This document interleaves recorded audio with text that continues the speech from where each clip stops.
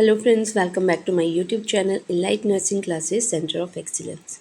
I hope you all are doing well. So friends, आज हम start कर रहे हैं next topic next chapter that is acid base balance. So acid base balance, this chapter is very important. और कोई भी आप exam ले लो, सारे एग्ज़ाम में ये क्वेश्चन पक्का आता है. मीन्स मिनिमम वन क्वेश्चन इस चैप्टर में से ज़रूर आता है. चाहे आप कोई सा भी एग्ज़ाम ले लो, चाहे आप नर्सिंग ऑफिसर का एग्ज़ाम ले लो, नर्सिंग ट्यूटर का एग्ज़ाम ले लो, एंक्लिक्स का एग्ज़ाम ले लो, कोई सा भी आप एग्ज़ाम ले लो, उसमें यहाँ से क्वेश्चन पूछा ही जाता है.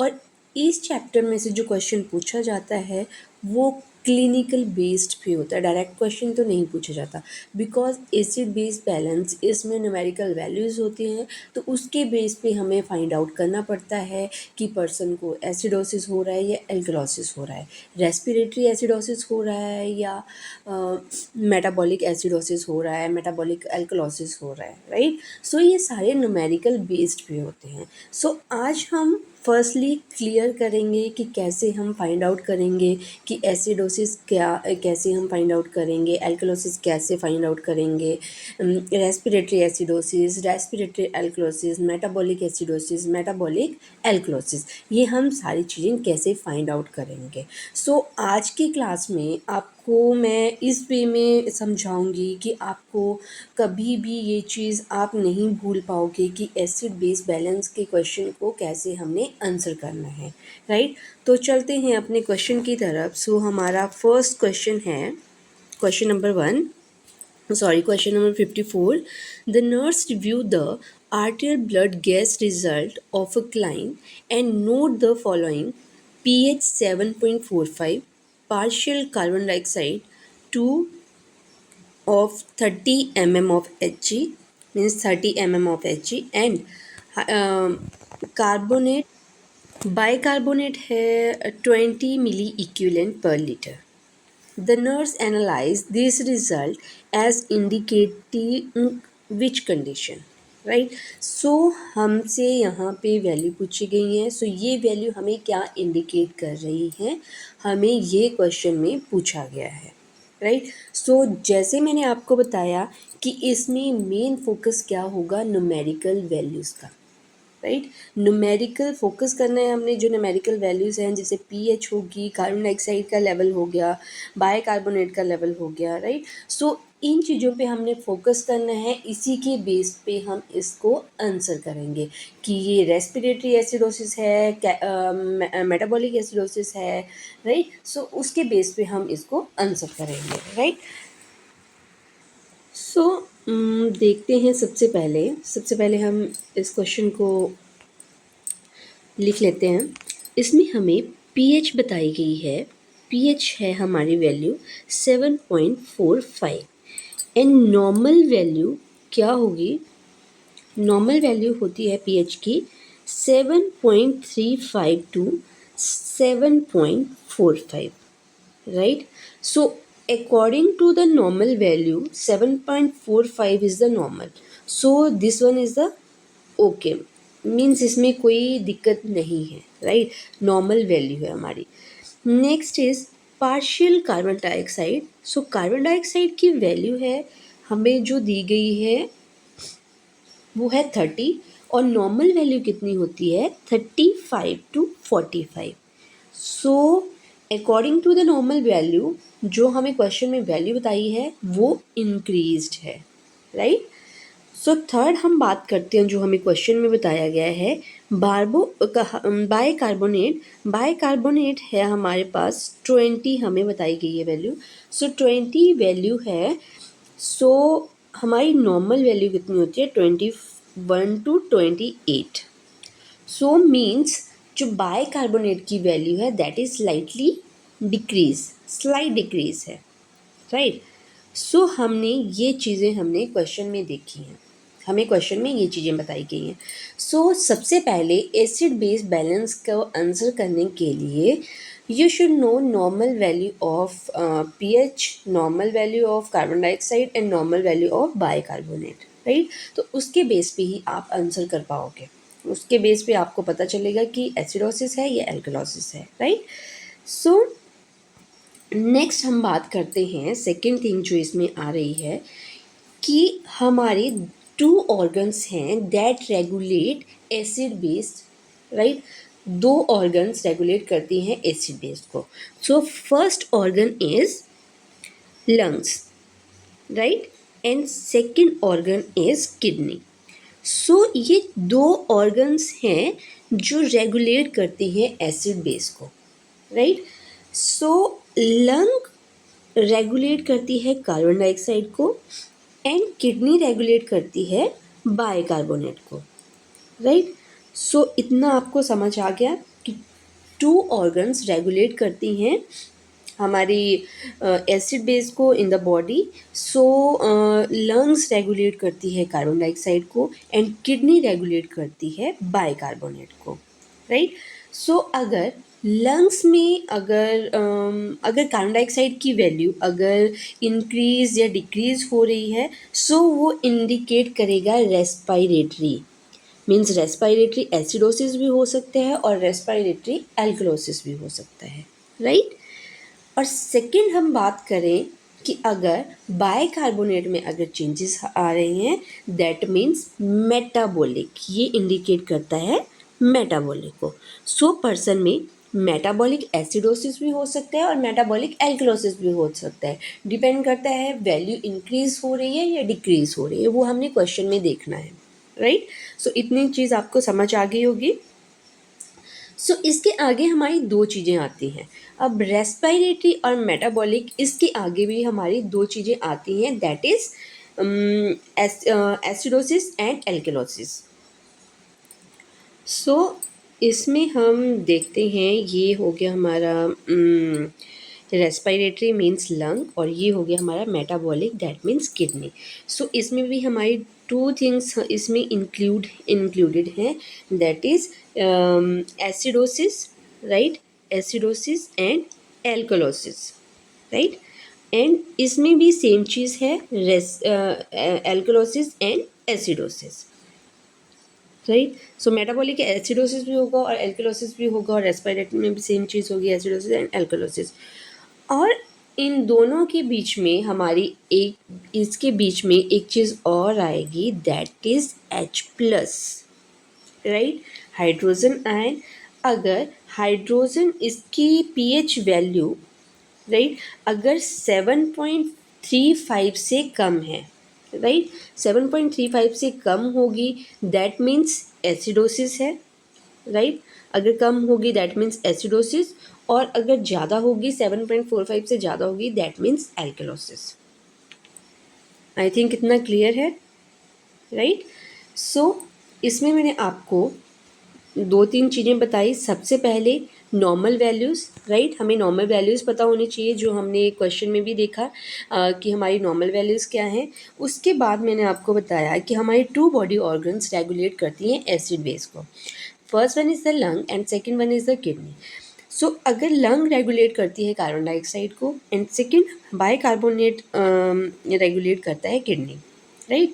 सो अगर कार्बन डाइऑक्साइड की वैल्यू में अगर कोई चेंजेस आ रहे हैं दैट मीन्स पर्सन में रेस्पिरेटरी इंडिकेट कर रहा है, एंड अगर बाइकार्बोनेट आयंस में अगर चेंजेस आ रहे हैं दैट मीन्स मेटाबॉलिक, राइट। उसके बाद इनको हमने बोला कि इसके आगे इनको रेस्पिरेटरी भी होगा, सॉरी एसिडोसिस भी होगा और एल्कलोसिस भी होगा, राइट, दोनों में। सो उसको हम कैसे डिफाइन करेंगे, अगर पीएच अगर इंक्रीज हो रही है that means alkalosis, that indicate alkalosis. अगर पीएच कम हो रही है दैट मीन्स एसिडोसिस, राइट। सो इसके बेस पे आप आंसर कर पाओगे, राइट। सो जब भी हमने एसिड बेस बैलेंस का कोई क्वेश्चन हमने सॉल्व करना है, तो उसमें फर्स्ट थिंग हमने क्या देखनी है, फर्स्ट थिंग देखनी है हमने पीएच लेवल, राइट। पीएच के बेस पे हम करेंगे कि एसिडोसिस है या एल्कलोसिस है, राइट। और सेकंड थिंग हम क्या असेस करेंगे, इंडिकेटर। इंडिकेटर में हम क्या देखेंगे कि कार्बन डाइऑक्साइड में चेंजेस आ रहे हैं या हाइड्रोजन आयन में चेंजेस आ रहे हैं। अगर कार्बन डाइऑक्साइड में चेंजेस आ रहे हैं देन रेस्पिरेटरी होगा, और अगर इसमें चेंजेस आ रहे हैं, बाइकार्बोनेट में चेंजेस आ रहे हैं, देन मेटाबॉलिक होगा। ये आपको समझ आ गया, राइट। तो ये दो चीज़ें हमने असेस करनी है। अब एक तीसरी चीज़ भी इसमें आती है, अगर लंग्स, अब लाइक मैंने जैसे आपको बताया कि दो बॉडी ऑर्गन्स हमारे रेगुलेट करते हैं एसिड बेस को, लंग एंड किडनी, राइट। और अगर लंग प्रॉपर वर्क नहीं कर रही है तो उसको कंपनसेट कर रहा है करेगी किडनी, राइट। लंग्स को कंपनसेट करेगी किडनी, और अगर किडनी प्रॉपर वर्क नहीं कर रही है उसको कंपनसेट करेगा लंग, राइट। तो जब ये वाली कंपनसेशन वाली चीज़ आएगी, राइट, कंपनसेशन की जब चीज़ आती है तब उसमें दोनों वैल्यूज़ में चेंजेस आते हैं। लाइक कि अगर एसिडोसिस होगा, सॉरी मेटाबॉलिक, उसमें लंग्स कार्बन डाइऑक्साइड में भी चेंजेस आएंगे और बाइकार्बोनेट में भी चेंजेस आएंगे। लाइक किसी की अगर किडनी प्रॉपर फंक्शन नहीं कर रही है, राइट, तो उस टाइम उसको कंपनसेट क्या करेगा, लंग्स करेगा। तो लंग्स में भी क्या होगा, वहाँ पे चेंजेस आना स्टार्ट हो जाएंगे। लंग्स में जो कार्बन डाइऑक्साइड की वैल्यू है उसमें भी चेंजेस आना हो जाएंगे, राइट। और साथ ही साथ इसमें बाइकार्बोनेट में भी चेंजेस आना स्टार्ट हो जाएंगे, राइट। एक होती है नॉर्मल चीज़। नॉर्मल में क्या होगा, नॉर्मल में पीएच चेंज होगी, या तो बाइकार्बोनेट चेंज होगा या तो कार्बन डाइऑक्साइड चेंज होगी, राइट। अगर कार्बन डाइऑक्साइड चेंज हुई देन रेस्पिरेटरी एसिडोसिस या एल्कलोसिस होगा, और अगर बाइकार्बोनेट होगा तो मेटाबॉलिक होगा, राइट। और अब तीसरी चीज़ अब इसमें आ जाती है कंपनसेटरी में कि अगर किसी की किडनी काम नहीं कर रही है या किसी की लंग्स काम नहीं कर रही है, देन उसमें दोनों चीज़ों में चेंजेस आएंगे, राइट। पीएच में भी चेंजेस आएंगे, और पीएच में भी चेंजेस आ सकते हैं, राइट। और कार्बन डाइऑक्साइड में भी चेंजेस आ सकते हैं, एंड बाइकार्बोनेट में भी चेंजेस आ सकते हैं, राइट। सो ये है एक नॉर्मल मेथड जिसके थ्रू आप आंसर कर सकते हो, हर एक क्वेश्चन को बहुत इजीली एंड बहुत अच्छे से आंसर कर सकते हो। बस आपने ये चीज़ें अपने दिमाग में रखनी है, राइट। सो सबसे पहले मैंने आपको बताया normal value, you should know the normal value. So normal value आपको पता होंगी। उसके बाद आपने क्या देखना है, किसी भी क्वेश्चन में आपने देखनी है पीएच, राइट। सो पीएच देखनी है, उसके बाद आप क्या देखोगे, उसके बाद आप इंडिकेटर देखोगे, राइट। इंडिकेटर के बेस पे आप उसको आंसर करोगे। तो जैसे हमें क्वेश्चन में बताया है कि पीएच हमें बताई गई है 7.45, that is normal, and carbon dioxide हमें बताई गई है 30, that is low, and bicarbonate हमें बताया गया है 20, वो भी लो है। कार्बन डाइऑक्साइड हमारी डिक्रीज है, एंड जो हमारी बाइकार्बोनेट है that is also decrease, right, slightly decrease है, राइट। और पीएच हमारी यहाँ पे नॉर्मल है। सो नॉर्मली जो कार्बन डाइऑक्साइड होती है that is acidic in nature, right. So carbon dioxide क्या है, एसिडिक नेचर है कार्बन डाइऑक्साइड का। तो उसी की वजह से जब कार्बन डाइऑक्साइड डिक्रीज हो रही है तो उसमें एल्किलोसिस होगा, राइट। सो यहाँ पे क्या आएगा, रेस्पिरेटरी एल्किलोसिस हो गया पर्सन को, रेस्पिरेटरी एल्किलोसिस। बट स्लाइटली यहाँ पे हमें बताया गया है कि बाइकार्बोनेट की वैल्यू भी स्लाइटली डिक्रीज है, that means compensatory respiratory acid alkalosis. So हमारा आंसर होगा कंपनसेटरी रेस्पिरेटरी एल्किलोसिस। तो चलते हैं अपने ऑप्शंस की तरफ, हमें ऑप्शन में क्या बताया गया है। So first option is metabolic acidosis compensated. So compensated acidosis तो नहीं होगा, राइट। जो हमें पता चल गया कि कार्बन डाइऑक्साइड का नेचर क्या है, एसिडिक है। तो अगर एसिड कम हो रहा है तो ऑब्वियसली वो किस में कन्वर्ट हो रहा है, एल्किलोसिस में कन्वर्ट होगा, तो वो एल्किलोसिस आएगा। रेस्पिरेटरी मेटाबॉलिक तो वैसे होगा भी नहीं, राइट। सो यहाँ पे क्या आएगा, रेस्पिरेटरी होगा, तो हम रेस्पिरेटरी के आंसर देखेंगे। रेस्पिरेटरी का हमारा आंसर है second and fourth. So second हमारा ऑप्शन है respiratory alkalosis compensated, yes respiratory, तो second one is our correct option. So हम सीधा आंसर करेंगे कि अगर हमें ये सारी वैल्यूज़ पता है, हमारे कंसेप्ट क्लियर है, तो उसके बेस पे हम ये डायरेक्ट आंसर कर देंगे कि रेस्पिरेटरी एल्कलोसिस होगा, right. So next metabolic alkalosis uncompensatory, ये तो नहीं होगा। एंड रेस्पिरेटरी एसिडोसिस तो होगा ही नहीं, क्योंकि वैल्यू क्या हो रही है, डिक्रीज हो रही है। एंड कार्बन डाइऑक्साइड एसिड होता है in nature, right. So fourth one is also incorrect. So our correct option is option number 2. So guys I think आप लोगों को ये चीज़ समझ आ गई होगी. अगर आप लोगों को ये चीज़ समझ आ गई है देन जितने भी रिमेनिंग क्वेश्चन हैं इस चैप्टर में आप इजीली उनको आंसर कर सकते हो. और एग्ज़ाम में जितने भी क्वेश्चन आएंगे इन दिस पोर्शन आप इजीली उसको आंसर कर सकते हो. आपको इसमें कोई परेशानी नहीं आएगी. आपके इसमें मार्क्स तो आपके पूरे पक्के हैं, राइट. सो मूव करते हैं नेक्स्ट क्वेश्चन की तरफ. सो नेक्स्ट क्वेश्चन है हमारा question number 55. The nurse is caring for a client with a nasogastric tube that is attached to low suction. The nurse monitors the client for manifestation of which disorder that the client is at risk for. So friends इस type के question भी maximum time पूछे जाते हैं. Maximum exam में ये question पूछे जाते हैं बट घुमा फिरा के ये क्वेश्चन पूछा जाता है, राइट. सो हमसे यहाँ पे क्वेश्चन पूछा गया है कि आप केयर कर रहे हो क्लाइंट की जिसको एनजी ट्यूब केयर कर रहे हो क्लाइंट की. एनजी ट्यूब अटैच्ड है to the low suctioning, right. So nurse monitor कर रही है the client for manifestation of which disorder is at the risk for. So कौन सी रिस्क पे है patient? Metabolic acidosis, metabolic alkalosis, respiratory acidosis और respiratory alkalosis. So friends इस question को आंसर करने के लिए मैं आपको एक इजी वे बताती हूँ कि लाइक जो हमारा जीआई सिस्टम है, लाइक जीआई में क्या है हमारी like opening through mouth and through anus, right. So अगर एनस के थ्रू डिस्चार्ज ज़्यादा हो रहा है, लाइक अगर डायरिया पर्सन में है या एक्सेसिव फ्लूइड लॉस मतलब एक्सेसिव हो रहा है in the from lower sphincter, right. तो उससे क्या होगा, उसमें बाइकार्बोनेट लॉस होगा, राइट. सो जब लोअर स्पिंचर से लॉस होता है तो उसमें क्या होता है, बाइकार्बोनेट लॉस होगा. सो बाइकार्बोनेट लॉस होगा मीन्स HCO3 कम हो जाएगा. अगर HCO3 कम होगा दैट मीन्स क्या होगा, अगर HCO3 कम होगा दैट मीन्स मेटाबॉलिक क्या होगा, मेटाबॉलिक को वो इंडिकेट करेगा. और अगर HCO3 कम हो रहा है देन pH भी क्या होगी, डिक्रीज होगी, राइट. सो pH भी जब डिक्रीज होगी और HCO3 भी जब कम होगा, लॉस होगा, देन उसकी वजह से क्या होगा, यहाँ पे एसिडोसिस होगा, राइट.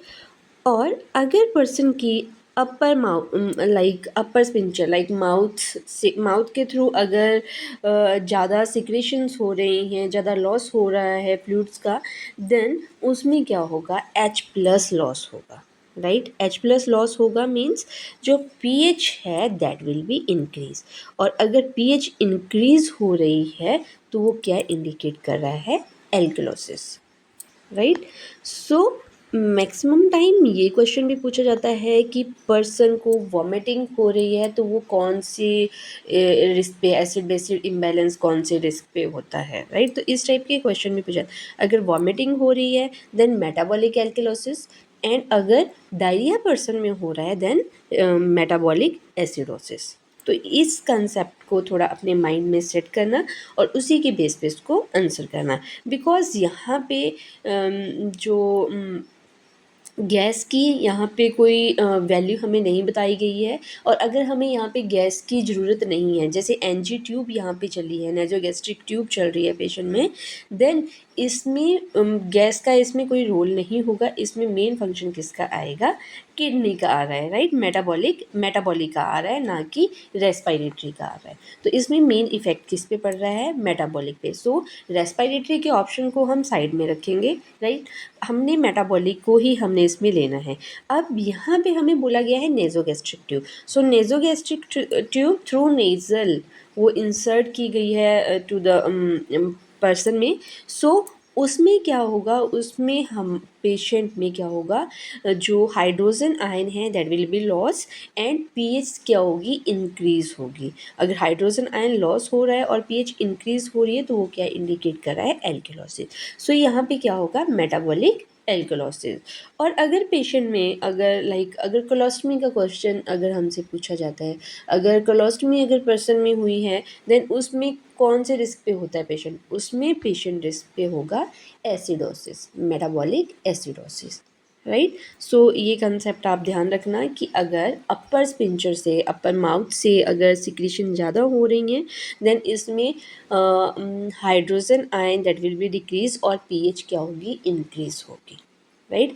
और अगर जैसे मैंने आपको नॉर्मली बताया कि पीएच अगर डिक्रीज हो रही है देन एसिडोसिस होगा, और अगर इंक्रीज हो रही है देन एल्कलोसिस होगा, राइट। सो पीएच यहाँ पे क्या हो रही है? इंक्रीज हो रही है, और हाइड्रोजन आयन क्या हो रहा है? डिक्रीज हो रहे हैं, राइट। तो वो क्या आएगा? एल्कलोसिस आएगा। So our correct option is metabolic alkalosis. So second one is the correct option, right. So guys I hope आपको समझ आ रहा होगा, आपको बेसिक कंसेप्ट आपके क्लियर हो रहे होंगे।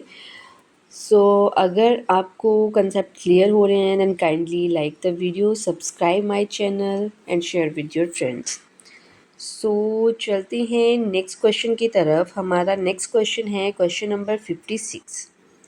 A client with a 3-day history of nausea and vomiting present to the emergency department. The client is hypoventilation and has a respiratory rate of 10 breaths per minute. The electrocardiogram monitor display tachycardia with a heart rate of 120 beat per minute. Arterial blood gas are drawn and the nurse review the result, expecting to note which finding. सबसे पहले हम question को समझते हैं। Question थोड़ा lengthy है और इसमें बहुत सारे हमें फैक्टर्स दिए गए हैं, बहुत सारे हमें चीज़ें बताई गई हैं कि पर्सन की 3-डे हिस्ट्री है नोज़िया एंड वॉमिटिंग, राइट। सबसे पहले इसको आप हाईलाइट कर दो कि पर्सन को नोज़िया एंड वॉमिटिंग हो रही है। उसके बेस पे पर्सन क्या हुआ है? इमरजेंसी डिपार्टमेंट में आया है। क्लाइंट उसके बाद क्या हो रहा है? हाइपोवेंटिलेशन क्लाइंट को हो रही है, एंड रेस्पिरेटरी कितना हो गया? 10 ब्रेथ पर मिनट, मीन्स बहुत ही ज़्यादा कम हो गया है, राइट। जब ईसीजी हमने किया तो उस पर हमें डिस्प्ले हुआ heart rate is 120 beat per minute, that is also increase. Person को यहाँ पे टैकीकार्डिया हुआ है। एंड आर्टियल ब्लड गैस जब हमने लिया तो आप क्या एक्सपेक्ट करोगे कि क्या उसमें हमारी वैल्यूज़ आएंगी, राइट। सो इसका हम आंसर करते हैं। सबसे पहले हमें क्या बताया है कि पर्सन में नोज़िया एंड वॉमिटिंग हो रही है, राइट। नोज़िया और वॉमिटिंग पर्सन में हो रही है, नोज़िया वॉमिटिंग। एंड पर्सन में और क्या हो रहा है? पर्सन में हाइपोवेंटिलेटेड है, पर्सन हाइपोवेंटिलेशन है। एंड पर्सन में जो वैल्यू है, लाइक पर्सन का रेस्पिरेशन कितना हो गया है? रेस्पिरेटरी रेट पर्सन का है 10 breath per minute, right, 10 breath per minute. And heart rate person को क्या है? टैकीकार्डिया है, that is 120 beat per minute, right. ये हमें चीज़ें बताई गई हैं कि इसमें नोज़िया एंड वॉमिटिंग भी आ रही है, हाइपोवेंटिलेशन भी आ रही है, रेस्पिरेशन भी आ रही है, हार्ट रेट भी आ रही है। तो इसमें हर एक चीज़ आ रही है। ये हमें रेस्पिरेशन का इंडिकेटर भी दे रहा है और मेटाबॉलिक का इंडिकेटर भी दे रहा है, राइट। दोनों तरफ का इंडिकेटर हमें दे रहा है, क्योंकि नोज़िया एंड वॉमिटिंग हो रही है, दैट इज़ मेटाबॉलिक, है ना। एंड हाइपोवेंटिलेशन पर्सन में हो रही है, रेस्पिरेटरी पर्सन में चेंजेस आ रहे हैं, दैट मीन्स पर्सन में रेस्पिरेटरी इंडिकेट कर रहा है। रेस्पिरेटरी कुछ हो सकता है, एसिडोसिस एंड एल्कलोसिस कुछ भी पर्सन में हो सकता है, राइट। इसमें हमने आंसर करना है लाइक जैसे पर्सन में नोज़िया एंड वॉमिटिंग पर्सन में हो रहा है।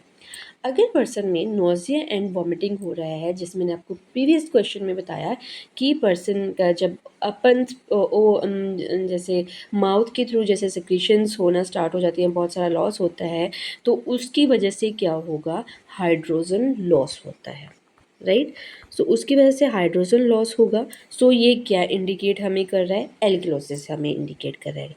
एल्कलोसिस में क्या आएगा फिर? एल्कलोसिस में मेटाबॉलिक ही आएगा ऑब्वियसली, इसमें वो नहीं है, राइट। सो मेटाबॉलिक एल्कलोसिस यहाँ पे हमें आ रहा है। और इसमें क्या होगा, इसमें पीएच जो है पर्सन की वो इंक्रीज होगी और हाइड्रोजन बाइकार्बोनेट क्या होगा, दैट इज ऑल्सो इंक्रीज। तो ये दो चीज़ें इसमें आएंगी, राइट। सो इसके बेस पे अगर हम देखें तो हमारा क्या रिज़ल्ट आएगा कि पीएच इंक्रीज़ होगा, पीएच हम एक्सपेक्ट करेंगे कि पर्सन का पीएच इंक्रीज़ होगा और बाइकार्बोनेट भी इंक्रीज़ होगा। बट हमें साथ में बताया गया है कि पर्सन को हाइपोवेंटिलेटेड है पर्सन एंड रेस्पिरेटरी भी पर्सन का इंक्रीज़ है।